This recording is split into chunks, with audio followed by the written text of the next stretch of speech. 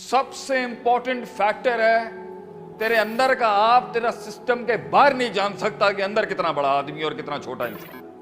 जिस दिन ये वल्नरेबल एंड खुला, तुझे मारना आसान हो जाएगा। ये मैं अपनी जिंदगी के तजर्बे से बता रहा हूं भाई। मारना तुझे आज भी आसान है, मारना इसको भी बहुत आसान है, लेकिन वो इमेजिंग है जिसके तहत डेटरेंस क्रिएट किए हुए कि कॉलर पे हाथ रखने से पहले 10 बार सोच लीजिएगा हजरत, पीछे कितना बड़ा जिन निकल सकता है। यही दिखाना होता है एक पावर ने। कम मिन फियतिन कलीलतिन गलबत फियतन कसीरा।